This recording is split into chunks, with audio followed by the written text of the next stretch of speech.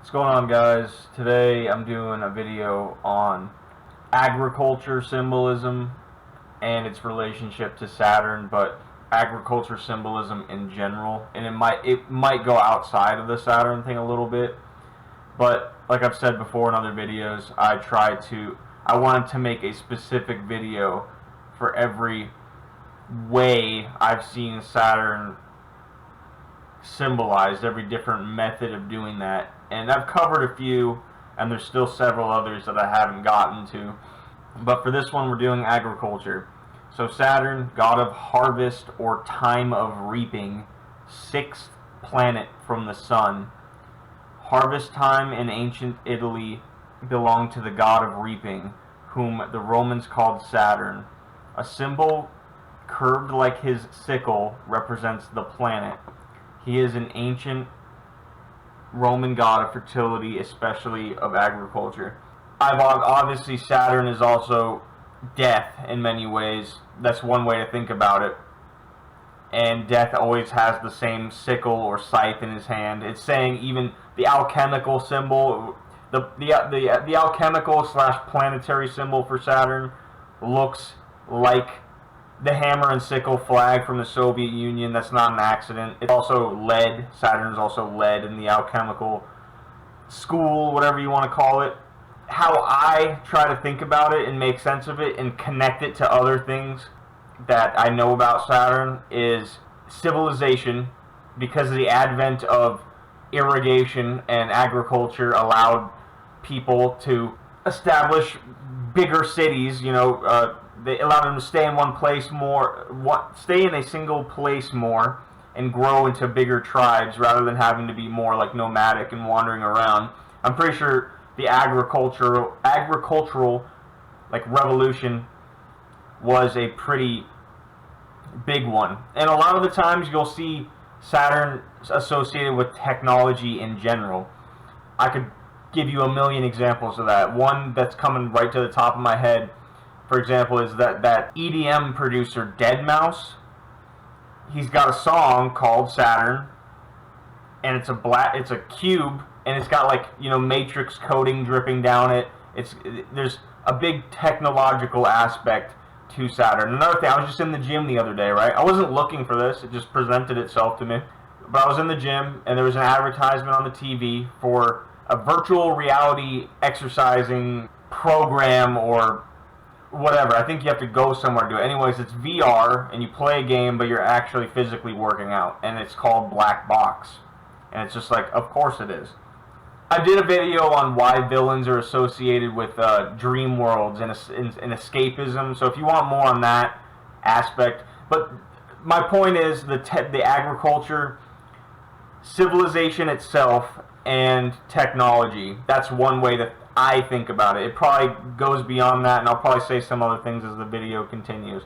A communist form of government is usually godless, like man's god kind of thing, or the state is God, which is kind of like saying man is God, and not about individual identity, like collectivist identity, which is another Saturn thing. It's kind of, in the same way, it's kind of like the Matrix. It's like escapism. It's like you're creating a fake reality called government. It gets an idea that you've passed around and gotten everyone to believe in. I don't know if that makes sense to you guys. I'm getting kind of off topic here anyways. So here, I'm going to start using corn and grain as another way of saying agriculture, okay? So I don't think I'm taking too much of a liberty there, taking too much of a step outside of off topic. And if you read this right here, that conflation of grain and corn gets at a whole nother facet of corn's past too. Back in the day, English speakers could use corn to refer to any grain they felt like, though it usually meant the predominant crop in a given region. In England, wheat was corn, while oats were corn in Scotland and Ireland. And even rice was the only corn that grows in the islands of Batavia, aka the Indonesian island of Java, as described in a 1767 travelogue. The point I'm trying to make here with this is, one, agriculture can be conflated or equivalent to symbolically with basically any given crop, but also corn itself in history, apparently, I don't know how that, from based on this, corn itself was like a umbrella term that could be used or applied to any the predominant crop in any given region, right?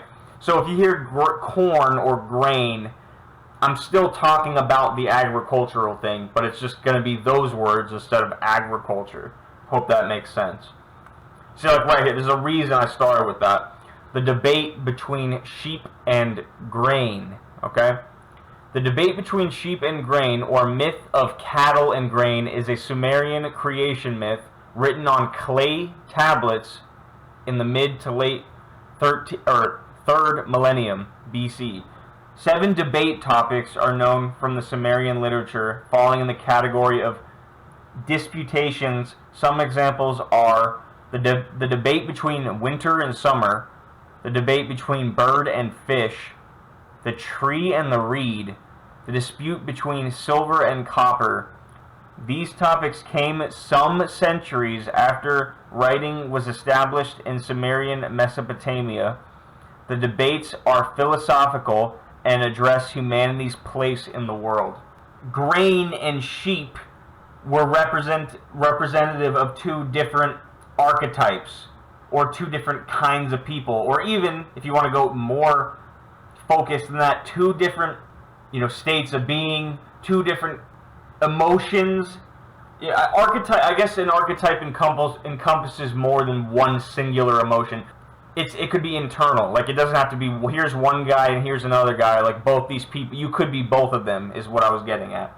So they were using sheep and grain for whatever reason, the sheep and the grain as the 2 key figures in this creation debate, and they were philosophical and addressed humanity's place in the world. Okay, obviously one of the first things I thought of, was this is obviously biblical and not Sumerian or Mesopotamian or whatever. We have Abel, and what is he offering to God? He's offering a sheep. We have Cain, and what is he offering? He's offering the agricultural produce. He's offering grain or corn. Obviously, like, it looks like carrots and stuff, and like lettuce or something, but the point is the same. There's a lot of things, I don't want to get bogged down in the story of Cain and Abel, right? But there's a lot of things you could say, I could tell you about this story, and on many different levels. It has a lot to do with resentment. Like, look at Cain's face. He looks murderously angry at his brother Abel, and that's what he does. He kills him. It was the first murder in human history. If you look at these stories as historical and not symbolic, or if you look at them as both, which, who cares? I'm not here to even debate that. That's kind of irrelevant. It's irrelevant. Obviously it has themes of sacrifice, and Abel makes a more adequate sacrifice, and Cain is making inadequate sacrifices, and he therefore earns God's favor, and Cain gets pissed about that. You could simply summarize that as saying someone is making the necessary sacrifices to accomplish something, to, like, God could be like bargaining with the future or bargaining with reality itself, and he's making the necessary sacrifices to get what he wants out of reality, and Cain isn't making the necessary sacrifices, and then he's not rewarded in the same way, and he gets pissed about it. And that is true. That resentment exists in people all the time. I've felt that exact feeling before. But to trivialize it in that sense, to just say, oh, Cain's making basically piss-poor sacrifices, and that's all there is to the story, you're supposed to elevate the bad guys. Honestly, I will call him the bad guy. You're supposed to elevate the bad guy's case to its highest position, and when you just say he's making piss-poor sacrifices, you're kind of cheapening the argument to a point where you might not be being entirely honest, even though that is a component to it, if that makes sense. Like, there isn't a random cruel element to reality itself, and it's not fair all the time. And Cain represents a lot of things, okay? And even in the Matrix, right? Agent Smith, right? His name's Agent Smith. Cain means Smith.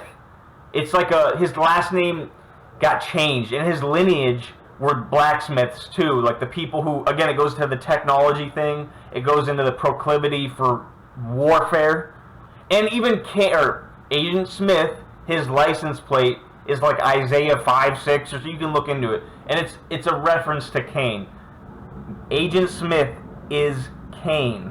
And like he's, a character that represents someone who wants to keep the Matrix going, and he spreads and he blackens and I think in Matrix 2 or 3 he blackens the heart and he replicates and he creates other Smiths, That might be a useful way to understand it if you're into the Matrix, because Agent Smith is Cain. Anyways, the point I was trying to make is, whatever Cain is, everything that Cain is, which is it's a big topic. He's a classic villain archetype, and there's a lot of things that go into it. And when I say villain, I'm already thinking about all the things. I give the devil his due. Let's just put it that way. I think about the motivations of pain, all these things that make a bad person bad. I encompass all of that into my idea of what Satan or evil or villain is. And I know all that stuff, and the good guy's still the good guy, and the bad guy's still the bad guy at the end of the day. I'm sorry, that's just how it is. Cain is a biblical figure in the book of Genesis within Abrahamic religions. He is the elder brother of Abel and the firstborn son of Adam and Eve, the first couple within the biblical tale. He was a farmer who gave an offering of his crops to God, with which God was not pleased and favored Abel's over Cain. Out of jealousy, he then killed his brother, for which God banished him from Eden and marked him with the curse and mark of Cain. He had several children, starting with Enoch, including Lamech. His lineage would later be wiped out after the Genesis flood narrative. Like I said, Cain is it's a topic that I could talk about for hours, and if I want to stay on point, because this video is not about Cain. In a way it is about Cain, but it's about the agricultural angle to Cain or to Saturn, or Satan. Cain is the satanic. I'm not saying he is Satan, but like the philosophy of Satanism, Cain's a representative of that. So Maya, maize god. Maize means corn. Corn means Saturn. Maize also phonetically sounds like maze, as in like a labyrinth. Labyrinth is another way. That's another Saturn thing, and I don't think that that's an accident at all. I think 100% that's why that word is the way that it is. And we even go to horror, like it's October, we even go to like Fear Farm, and they have, I know it's because a technical reason, like corn grows very tall, so if you want to have an effective corn maze, you want it to not be see over the walls, basically, otherwise it would make getting out of it a lot easier. But I've talked about labyrinths before in my George Batal video. Like I said, in some churches they'll have a labyrinth. There's a famous one in France called the Chartres Chapel, and people will navigate a labyrinth, and there's many layers to it. It's an internal thing. It's like a mind thing, but it's also someone. It could be symbolic of someone's journey through life, and like a common term we have for people who are not on course, basically, or not living up to their potential or in accordance with God's will. I have no problem with phrasing things like that, with using words like God.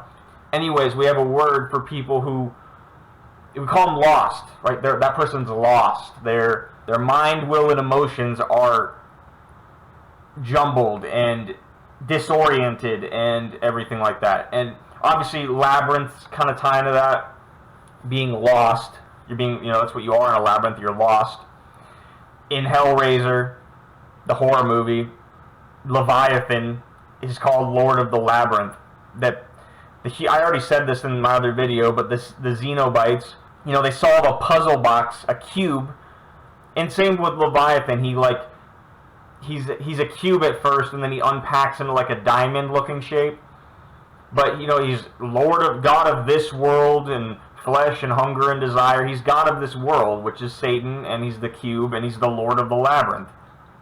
So that's the maze thing. Why I brought that up in this agricultural video is because another word for corn is maize. Like other Mesoamerican people, the traditional Mayas recognize in their staple crop maize a vital force with which they strongly identify.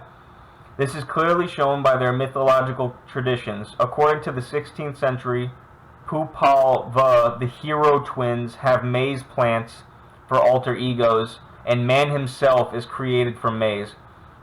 The hero twins, right there alone, just that idea, have maize plants for alter egos, and man himself is created from maize. So I don't necessarily know what to say about the maize plants for alter egos, but we were just talking about the debate between grain and sheep. And there's two brothers, and the hostile brothers is a classic. It's hero and villain. And also, it calls it hero twins, which is interesting, because I talked about giving the devil his due, right? And I do that plenty of times. Well, I hate even phrasing like that, giving the devil his due. What I mean by that is really trying to understand the complexity of the idea of devil or evil or Satan, okay? And at the end of the day, he's still Satan. I'm not saying like, oh, you know, I don't know. It's just about giving it's just like about trying to properly understand it. But the hero twins in Star Wars, right? In Star Wars, Episode 3, after Anakin has already turned into Darth Vader, he's already killed the kids. He's fighting with Obi-Wan Kenobi. The song that plays during that time, it's a great song, is called Battle of the Heroes, plural, meaning it's calling Anakin and Obi-Wan a hero, which is very interesting to think about. Because obviously Anakin, I mean, it's a little hard to remember this when he was like killing children and all that stuff, but you know, and I don't know if Star Wars did a good job necessarily of like really getting the audience to understand this, but Anakin's mom died. That was like in Episode 2, which is one of the first things. You know, it got him to think about how this reality needs to be destroyed, and like it needs to be like we need to create a matrix. Basically, he wants to be able to save Padme. He wants to be able to, you know, he has quotes. Anakin has quotes of like, you know, with my new empire, I'll create peace and things like that. And it shows how the villain, in theory, supposedly, is motivated by good intentions, right? The road to hell is paved with good intentions, that kind of thing. In Naruto is literally the hero twins over and over and over again. I don't know, I'm sorry to talk about dumb fictional examples, but they're not dumb fictional examples because this is what they go back to. They go back to real shit. And there's two characters, if you're not familiar with Naruto. There's Naruto and there's Sasuke. They're both reincarnations of a spirit from a long time ago. Two brothers. And called Ashura and Indra. That reincarnation has existed multiple times. You have Naruto and Sasuke. You have Madara and Hashirama. You have Ashura and Indra. They're technically, this isn't an example, technically Kakashi and Obito. I know if you're not familiar with the show, this all sounds like gibberish, but just let me get this out. Kakashi and Obito aren't technically reincarnations of those heroes, those hero twin spirits, but they are symbolic of the exact same thing. It's the exact same thing playing out, even if they're not technically reincarnations, so it's irrelevant if they are or not. But the ultimate goal of, let's say, the villain, because I know it defeats the purpose because it's calling them hero twins, but the ultimate goal of the bad guy's side is to create peace by force or by illusion, things like that. They have what's called the infinite Tsukiyomi. and it's to lock everyone into a dream world. And what does that sound like? It sounds like exactly like the Matrix, and that's what it is. And they'll say things like, this world is a failure, my memories and feelings are chains from a failed past, things like that. It's a resentful, it's a pain filled, it's a despair filled, because it's based on the realization or the belief that people can't be redeemed. They won't better themselves. They won't change. Peace can never be achieved like the right way, so we have to do it this way. There's even quotes from, I don't have to go into fiction, there's even quotes from governmental leaders and all this stuff expressing the exact same sentiment. And in this way, you understand how the satanic character could be called a hero, right? Anyways, I hope that some of that made sense. So the hero twins have maze plants for alter egos, and man himself was created from maze, which is interesting because I'll have a video clip coming up. I don't necessarily know what to make of that, about man himself being created from corn, let's say, or maize, other than a lot of the ways another way you can think about the Saturn thing, or one level to it, is the fact that you're in the flesh itself, right? Constantly religious teachings and all this stuff are teaching about not being of the world, right? Don't walk according to the course of this world. It's not even just Christianity. I know people these days, and at least in at least in America, anger towards Christianity is like growing, and people think it's dumb. And there's like, in New Age spirituality is a gravitation towards Eastern spirit, like Eastern traditions. And I'm not saying there is no differences between Eastern and Western, but one similarity for sure that they both have is spirit over the body, spirit over the world, spirit over the flesh, the eternal over the temporal, right? You'll see that pretty consistently even with Eastern traditions. And that's man being created from corn. To me, that's like our worldly nature, our not spiritual nature, our not godly nature, whatever that is. That's how I think about that. I'm not saying that's what it means, but that's how I think about that. And see, this is where it might go out of the Saturn stuff a little bit. I'm not too familiar with Egyptian mythology, but so the character of Osiris as a deity of vegetation is brought out by the legend that he was the first to teach men the use of corn. The dead body of Osiris is represented with stalks of corn springing from it, and a priest is depicted watering the stalks from a pitcher in which he holds in his hand. The accompanying legend sets forth that this is the form of him whom one may not name. Osiris of the mysteries, who springs from the returning waters. It would seem impossible to devise a more graphic way of depicting Osiris as a personification of the corn. Or the legend may reminisce of the custom of slaying a human victim as a representative of the corn spirit, and distributing his flesh and scattering his ashes over the cornfields to fertilize them. I don't really know what to make of this. I'm just reading it for you guys because it's something that I found. Other than, the thing that I highlighted was reminisce of the custom of slaying a human victim as a representative of the corn spirit. Human sacrifice is something in my mind that I've seen that's tied into this Saturn stuff, to this spirit of the Cain of the hero twins, right?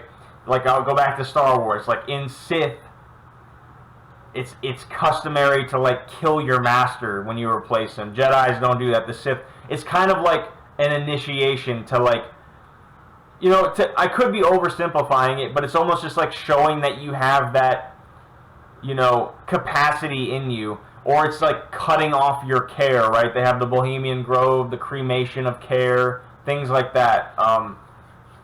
Black Sun, Aztec rituals with the carving out of the heart underneath a solar eclipse, a black sun, which is Saturn. Corn gods and goddesses. The majority of corn deities are female and associated with fertility. I'm probably going to skip over the pronunciation of the names of these gods that they're throwing at me because I'm just going to screw it up royally. The goddess of maize, who was worshipped by the Aztecs of Mexico. The Maya believed that humans had been fashioned out of corn and that they based their calendar on the planting of the cornfield. Human beings fashioned out of corn thing. And then the reason I highlighted the calendar because Saturn's time and if how they're judging the passing of seasons and time or years passing by is the planting, growing, and harvesting of crops. It makes it, like, corn almost is like their clock. It's like how they keep track of time according to this. Male corn gods do appear in some legends. The Aztecs had a male counterpart to whom they offered their blood each year, as well as some minor corn gods. The Hurons of northeastern North America worshipped Ioskaha, who made corn and gave fire to the Hurons. But I look out for certain things, like offered their blood. I did a video on that already a few years ago, on blood offerings and things like that. Another god who made corn and gave fire to this group of people. And the giving of fire is just, that's technology. Fire is the first technology. It's like representative of your intellect. There's a lot of things you could say about it. It's like the Prometheus story, right? The Old Red Land was the name of the original home in the north from which the Toltecs migrated. Their leader, Quetzalcoatl, wore a long robe marked with crosses. The sign identifies him as the one who crosses. Quetzalcoatl attained the land of promise, and in his golden reign, an ear of wheat grew so large that one man could hardly carry it. Joshua led the people into the land flowing with milk and honey, where a single bunch of grapes was a load for 2 men. We're in Aztec stuff right now. Quetzalcoatl is like a snake, bird, dragon thing. How I see him a lot of times, I don't know if this is completely consistent.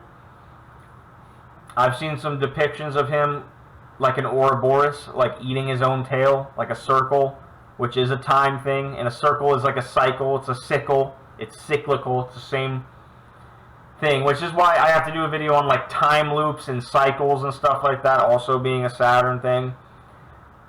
Or I guess that just ties into the time component in general. The reason I included this one is because of the, in his golden reign, which is what's referred, Saturn also often has what's known as the Golden Age of Saturn.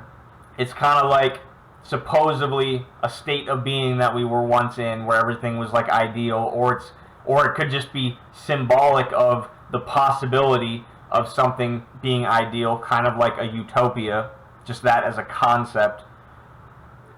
Quetzalcoatl wore a long robe marked with crosses. I did a video on X symbolism. That's what a cross is. And to me, this is why Jesus was on the cross, not because he is symbolic of the cross, in my opinion, but because it's a symbolic mocking of him. Like, we're going to kill you on the very symbol of the world, basically, of the very thing that's like you're kind of the antithesis of. That's how I view the cross. I know there's other ways to think about it. And I did a video on X symbolism, so if you really want to know more about that, you can look into that video. It identifies himself as the one who crosses, which is, I don't know what to make of that. I know sometimes in modern day we call someone who's a liar or a treacherous person a double crosser, right? That could be off topic. It just ties into the golden reign thing, the golden age shit. Led people into the land flowing with milk and honey. The milk and honey thing, that's a whole... Honestly, I think it has Jewish associations with it. But again, it's just... So I don't know if they're making a case that it was once like that, and if they were, fine, whatever. But it's also... It's that, but it's also symbolic of... Right, like just another utopian thing. It's like the promised land kind of thing. Anyways, that's all I'm going to say about this slide. So right here, Saturn, the world in tarot. The world, the middle finger, the mount of Saturn, scythe, sickle, grain, watch, hourglass. It's just all the things that are associated. And again, I could say a bunch of things about all these, about the hourglass and the sickle and the scythe and, you know, the middle finger and the world. Why are all these things tied to Saturn? And they all make sense that they do, in my opinion. It all makes perfect sense. But for the sake of this video, we're staying on the agricultural aspect, right? The only reason I even included this picture is because I was talking about vampires, right? And Saturn being the world and things like that. This is from a stupid show called JoJo's Bizarre Adventure. This guy here, his name's Dio, which is almost like the word for God. He's a vampire. He has an ability to stop time, and how he activates it, he yells out the world, or Zawardo in Japanese. And it's funny, you know, there's a song, I gotta do a video on vampires, but, you know, the world is a vampire, or, you know, things like that. There's a lot of stuff. Vampire also goes to Dracula, which means dragon. The reason I included this was to show you the grain thing, and I guess the world thing, the scythe, the sickle. That's the main point of this slide. That's really all I have to say to it, is that it has an association with the grain, which is the corn, which is the agriculture. Right, you know, this was also part of that vampire post, but see how they all overlap? They all overlap. I'm not talking about dragons. I did a post about dragons before. I gotta do, and what they symbolically represent. It's all the same shit. And I also have to, you know, do one on vampires, which ties into the Dracula thing. But according to Philo of Byblos, the Phoenician author explained Dagon as a word for grain. So Dagon is a god from, I think, Sumerian culture. And Dagon is Saturn, and it's missing an R. And then if you add an R to that word, what do you have? You have the word dragon. And Philo, who had he wore a little hat that had the X on his head. Which is, of course, he has the X on his face. Which, I mean, according to, like, illustrations of him, this guy was, like, long time ago. Like, there's no photos of him. But this guy, and he's Phoenician.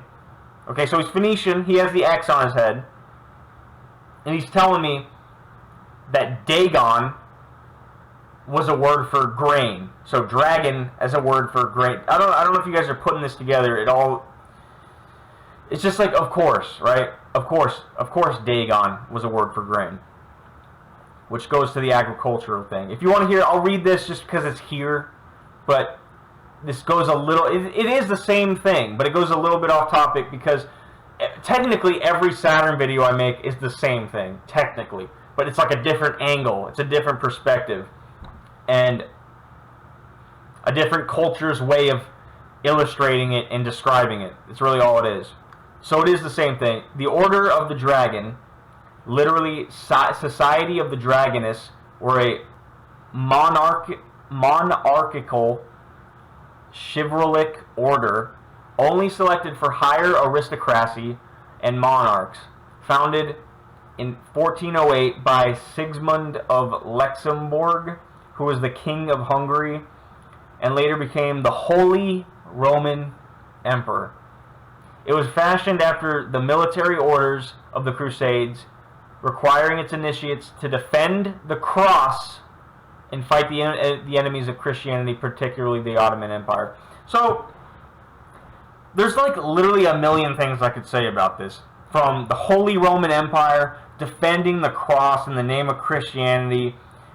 These guys, and how could a society calling themselves the Order of the Dragon, believing in monarchy, which is like a man's claim that he's God, claim to have anything to do with defending Jesus Christ?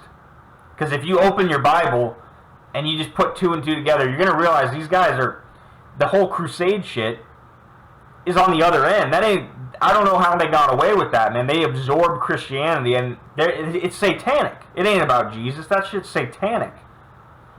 And, you know, they're about monarchy, and, you know, again, it goes into the communist thing. I know communism isn't monarchy, and it's funny because communism's supposedly about being for the people, but it's really, you know, a consolidation of power into the hands of a tiny few in government, which, in spirit, it's the same thing as a monarchy. I'll just put it that way. It's a Saturn spirit. It's a satanic spirit.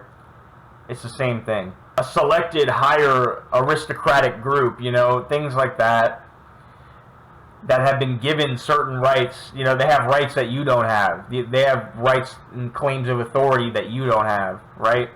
It's really what a lot of this comes down to. Vlad II Dracul, the father of Vlad the Impaler, took his name from the Order of Dragon. So, Dracul means dragon. Dracula is the dragon. The dragon is Satan. The dragon is Saturn. There's a reason, mythologically speaking, the dragon is an antagonistic force. And when I say Satan, you need to really, like, to some people who potentially might watch this, you need to broaden your idea, your mind on what that word can mean. Okay, it's not merely a red dude with horns underground. It's a very, when we're dealing with symbols and archetypes, it's a big thing that encompasses a lot, and it's pretty. In some ways, it's super abstract, and in other ways, it's very down to earth. It makes sense in a very down to earth, secular, you know, logical way, but it's also very abstract at the same time. That's really, it's hard to talk about this occult stuff in many cases. Dagon, dragon, written by Philo, or whatever, is another word for grain. A corn maze, or maize is maize cut out of a cornfield. Originally, the first full-size corn maze was believed to be created in Annville, Pennsylvania. Corn mazes appear in many different designs. Some mazes are even created to tell stories or portray a particular theme. Most have a path which goes all the way around the whole pattern, either to the end or the middle, to come back out again. But the reason I include this example is, again, maze being another word. It sounds just like for corn, and it just sounds like the word maze that we use for, like, labyrinth. And we literally make labyrinths out of mazes. We make mazes out of maze. So, you know, where did that come from? That's another thing to think about in relationship to aliens. I'm not a big alien guy. I'm not saying it's... I probably just think about aliens in a different way, okay? I'll just leave it at that. But what's one of the most famous ways of aliens have been sighted or whatever? Not necessarily sighted, but like evidence for them. Is crop circles, usually in a cornfield. You know, their UFO landings create a weird maze, labyrinth-looking circular shape in the cornfield. And I'm not saying, maybe in some cases the aliens really did do that. Or even if it was fake, it's just weird that that's a story that's being put out there, that the aliens are making, like, you know, that they have this association with the cornfield. That's all I'll say about that. So, I've never seen this movie. I'm pretty sure there's several, or read the book or whatever. Yeah, you know, just thinking about this, the word coroner, I wonder if that, etymologically speaking, has any association with the word corn. That would be interesting. But yeah, it's, you know, a group of, like, demonic kids, and the pictures got them with the scythe on it. Obviously, I know that scythe is like a tool of agriculture, but it's also a symbol. And I know they worship some god called He Who Walks Behind the Rose. Other than that, I don't have too much to say about it, because I'm not too familiar with this movie or any dialogue in it. Otherwise, I'd give more examples, but I thought it was worth bringing up. A bit of a weird example here. This one's pretty vulgar or crude, so sorry about this. You should watch my George Batal, I keep pronouncing his name. I don't know if it's Batale or Batal. George Batal's, my video on him, and, like, Saturn symbolically looked at through, like, eroticism, okay? Watch that video and this example will make more sense. And like I said, they overlap all the time. They overlap. Cornhole is sexual slang vulgarism for the anus. The term came into use in the 1910s in the United States. It's a verb form to cornhole, which came into use in the 30s, means to have anal sex. Cornholio, the alter ego of Beavis from Beavis and Butthead, is a play on the word cornhole, and his catchphrase is, "I'm the great Cornholio, I need TP for my bunghole." The personality of Cornholio, in turn, became inspiration for the cocktail called the Flaming Cornholio. That's convenient, isn't it? The Flaming Cornholio. Look, man, I know this sounds silly, but I'm actually, like, this, and when I give examples like these, I'm not trying to, like, trivialize what I'm trying to show you here, and, like, how weird, and honestly, probably evil this shit is.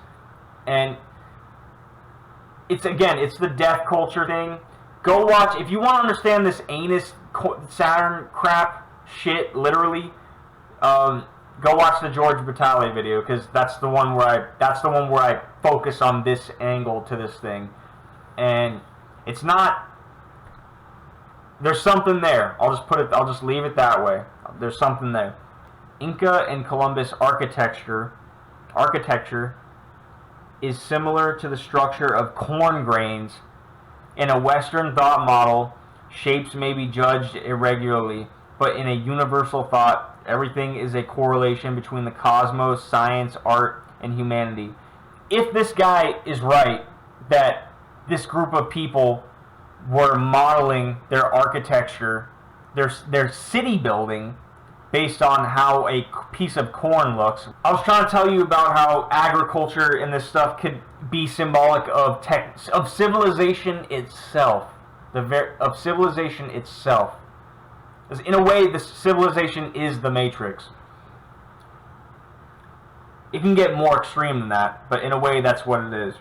There was this old Bill Cooper video, and I wish I could find it again. And I only remember like one little sentence that he says, and I don't remember the full context of what he was saying. I wish I did, and hopefully someone can send me this someday, or I can find it again someday. He hosted a radio show called The Hour of the Time, and he was talking about how the only thing I remember him saying for sure is that would mean, I'm basically quoting him right now, that would mean civilization itself is satanic. How's that for a bedtime story or something like that? And I forget what he said before and what he said after, but it would make sense if Saturn is this government, this law, this city building, this technology, this matrix thing, and they modeled their buildings, like the things, that are, again, kind of symbolic of cities in general, just buildings, after corn. It would make sense. That's all I have to say about this slide. This was my attempt at finding what Bill Cooper was talking about, what I just mentioned on his radio show, but this isn't what he said. So I think this is actually from his book called, I think it's from Behold the Pale Horse, or it could be a different one if he wrote more than one. And I'm not even saying, like, I don't know everything about Bill Cooper. I'm not saying everything he said is true or whatever, but it could potentially tie into what I was talking about. And again, this isn't what I was remembering. What I heard was audio. I was listening to his radio show a long time ago. And I wasn't reading anything. In the Hermetic Masonic tradition, the secret identity of Satan is the cosmic force represented in the occult lore as emanating from the star Sirius, the so-called dog star Alpha Canis Majoris. In the secret tradition of the Freemasons, Sirius is overwhelmingly identified with a single primary attribute, the bringing of civilization to Earth. Sirius is personified as the goddess Isis in ancient Egypt. Orion is personified as her consort and sometime rival Osiris. The annals emphasize Isis' great skill in working magic with twilight esoteric language. According to the fable, Isis resurrected Osiris from the dead using the words of power. So again, this isn't, make it out. I'm not making any claims about the Sirius thing. I don't know enough about that. I'm not confirming that this is true. I do believe this is from Bill Cooper's book, because I got these pictures. I saved these pictures a long time ago, and I'm just now making videos about them. But this was my attempt at finding what Bill Cooper was talking about with the civilization itself being satanic. But again, this isn't exactly what I was remembering. This is just something else. I'm going to leave it at that. So for this one, there's audio. So I don't think I'll get copyrighted for this video. There's other videos I have that I'm just going to talk over. But this one I will play. And and we'll see how it goes. If I have to remove it, I'll remove it. Try, the heart of sky created human beings out of corn. These humans were placed on Earth and were able to see and understand everything that surrounded them. They were able to see long distances and things that were hidden. They were connected to the entire cosmos and were in balance with the natural world. But the gods realized they had given the humans too many powers, so they blew a mist over their eyes.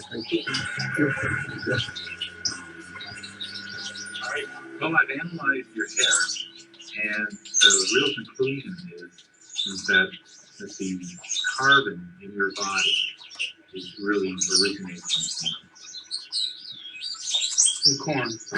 Evidence of cross-kingdom regulation by microRNA. Now, it means that microRNA, which is information, it is genetic information, has now been found to pass from the foods into your blood and then to attach onto your organs. You got that? Because from the food, through digestion, into your blood and attaches onto your organs, and there it modifies the function and the expression of those organs. This is groundbreaking science. This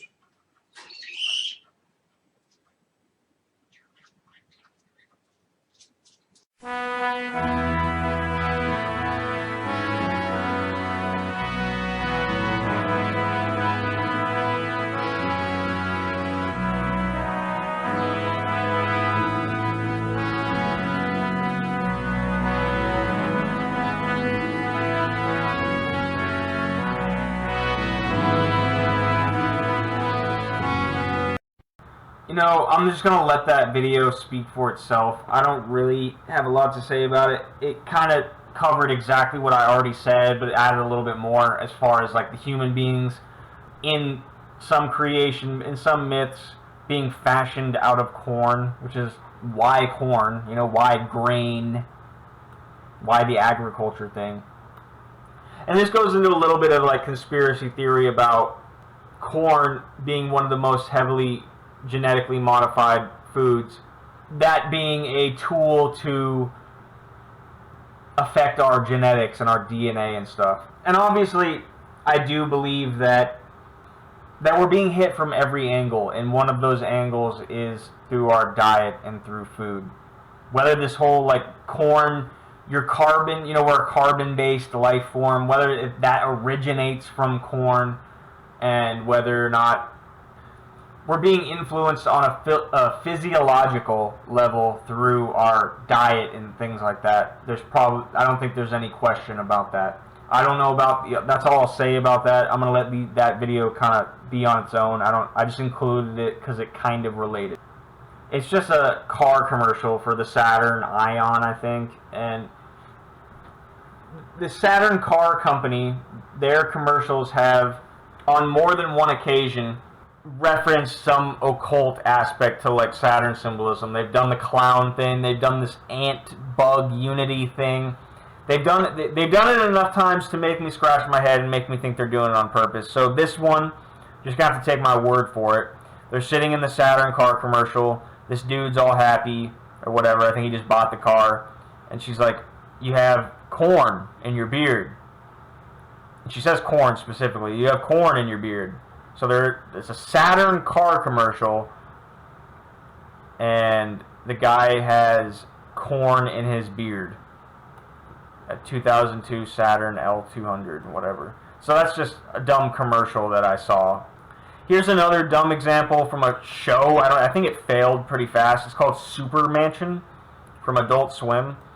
So you have a clown, and it's like a comedy show. It's like satirical of superheroes. So you have this guy. His name's Black Saturn. So you have the color black, which ties into Saturn all the time. So you have Black Saturn. This guy, the Joker, like it's supposed to be a Batman kind of parody, and this guy, the clown, the Joker guy, he's like, so you already have the clown and the Saturn, which is kind of already something, and he says, what has ears but can't hear, or something like that, and Black Saturn's like, corn, like he knows it right away, and that's the joke, and he's like, yeah, it's corn, man. So you have the Joker clown guy talking to Black Saturn about a riddle about corn. And obviously the joke is that it's funny too that it's this beer. The joke is like he bought an inflatable thing to like for the punchline about Black Saturn not being able to guess that the riddle's answer was corn, and it ends up not being the right thing, and it's actually a bottle of Corona beer. And he's calling, he's like, you know, I'm supposed to have an inflatable of corn, not this beer, so what the hell is going on? So it was just, it's a dumb example, but you have the clown, you have Black Saturn, and you have the corn, and now you even have that beer, too, which is weird. Last example I had is the euphemism against the grain. Again, it ties into the world kind of thing. You know, I guess this definition is contrary to the natural inclination or feeling of someone or something.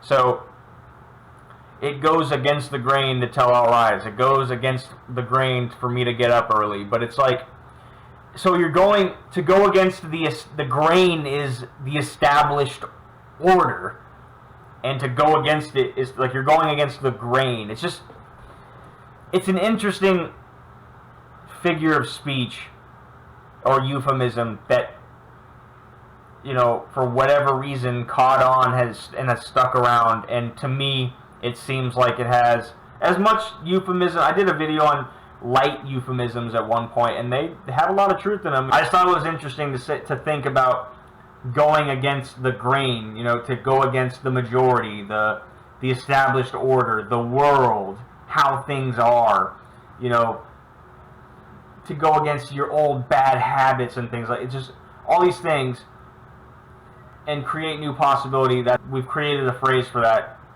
against the grain. Anyways, guys, that's all I have for this video. Thank you for watching.